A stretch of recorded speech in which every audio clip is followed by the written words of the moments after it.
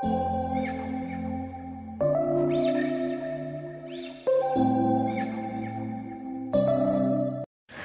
Friends, welcome back to simply super சமையல். இன்றைக்கி நம்ம இம்யூன் சிஸ்டத்தை பூஸ்ட் பண்ணுறதுக்காக ஒரு ட்ரிங்க் பார்க்க போகிறோம். இந்த கஷாயத்துக்கு தேவையான பொருட்கள் நம்ம எடுத்துக்கலாம். இப்போ ஓமவல்லி இலை, அதாவது அஜ்வின் லீவ்ஸ்னு சொல்லுவாங்க, இந்த லீவ்ஸை நம்ம கொஞ்சமாக பறிச்சுக்கலாம். இது ஆடாதோட இலை.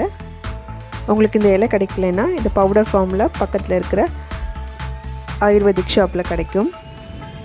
வெற்றிலை கண்டிப்பாக எல்லா இடத்துலையும் கிடைக்கும். அது ஒரு வெற்றிலை எடுத்துக்கலாம். துளசி, கருந்துளசியாக இருந்தால் ரொம்ப நல்லது. இது கூடவே இன்னொரு மெடிசினல் பிளான்ட் வந்து தூதுவாலை இலை, அதையும் நீங்கள் சேர்த்துக்கோங்க. இதெல்லாம் கண்டிப்பாக வீட்டில் வளர்க்க வேண்டிய மெடிசினல் பிளான்ட்ஸ். இப்போ நம்ம கஷாயத்துக்கு தேவையான பொருட்கள் எல்லாம் எடுத்து வச்சுக்கலாம். 1 டேபிள் ஸ்பூன் மிளகு,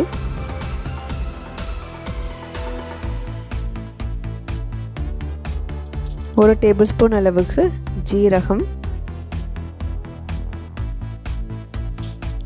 ஒரு 2-3 காஞ்ச சுக்கு, அப்புறம் ஒரு அதிமதுரம். இதுவுமே பக்கத்தில் இருக்கிற ஆயுர்வேதிக் ஷாப்பில் கிடைக்கலாம், இல்லை நாட்டு வைத்திய சாலையிலையும் கிடைக்கும். 1 டேபிள் ஸ்பூன் அளவுக்கு கொத்தமல்லி, கிராம்பு வந்து ரொம்ப மெடிசினல் வேல்யூ உள்ளது. நீங்கள் 2-3 கிராம்பு வாயில் மென்னுட்டு இருந்தாலே கொஞ்சம் காஃப் எல்லாம் வந்து கண்ட்ரோல் ஆகும். 2 துண்டு பட்டை,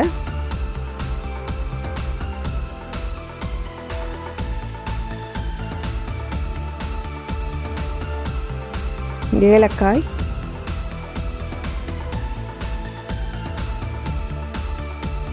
இப்போ நம்ம பறித்து வச்சுருந்த எல்லா இலைகளும் எடுத்துக்கலாம்.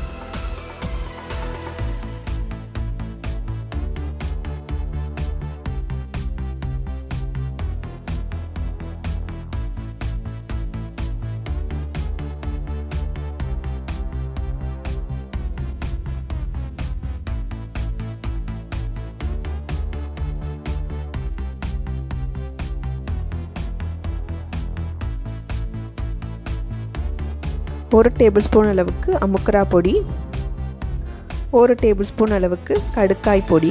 இந்த 2 பவுடர்ஸுமே வந்து பக்கத்தில் இருக்கிற ஆயுர்வேதிக் ஷாப்பில் கண்டிப்பாக கிடைக்கும்.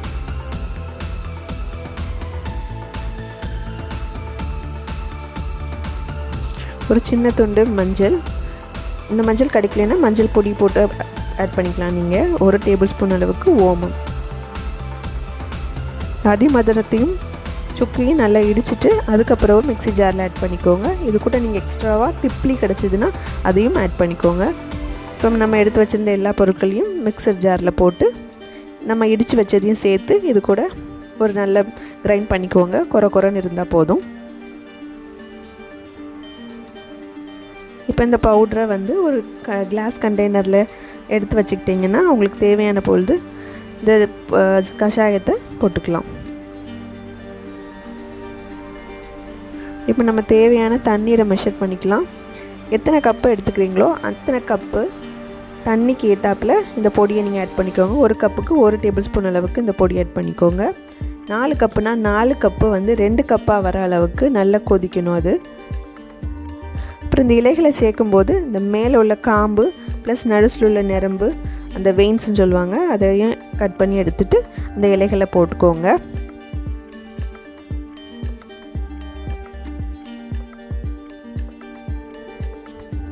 ஆடாதோட இலையிலையும் வெத்தலையிலையும் அந்த மாதிரி பண்ணிக்கோங்க.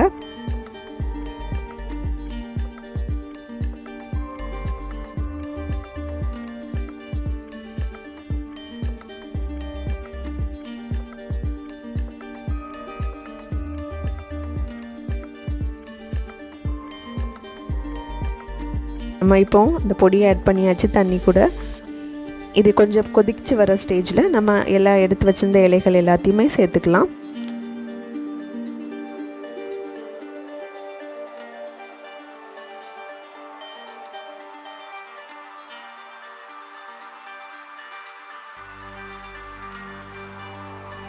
இப்போ இது நல்லா மிக்ஸ் பண்ணி விட்டுட்டு நல்லா கொதிக்க விடுங்க.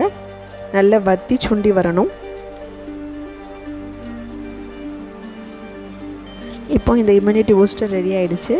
இது கோல்டு காஃபு இல்லை டக்குன்னு 3 நாள் குடிச்சிங்கன்னா சரியாயிடும். இது சின்ன குழந்தைங்க முதல் பெரியவங்க வரைக்கும் குடிச்சிக்கலாம். சின்ன குழந்தைங்களுக்கு கொஞ்சமாக நாட்டு சர்க்கரை இல்லை பனங்கற்கண்டு போட்டு மிக்ஸ் பண்ணி கொடுத்துக்கோங்க. பெரியவங்க இதில் எதுவும் சுகர் எதுவுமே சேர்க்காமல் குடிச்சிக்கலாம். கண்டிப்பாக இந்த ரெசிபியை ட்ரை பண்ணுங்கள். இந்த சீசனுக்கு இது ரொம்ப ரொம்ப அவசியமான ட்ரிங்க். லைக் பண்ணுங்கள், ஷேர் பண்ணுங்கள், கமெண்ட் பண்ணுங்கள், சப்ஸ்கிரைப் பண்ணுங்கள். மறக்காமல் பக்கத்தில் இருக்க பெல் ஐக்கானை கிளிக் பண்ணுங்கள். தேங்க்யூ.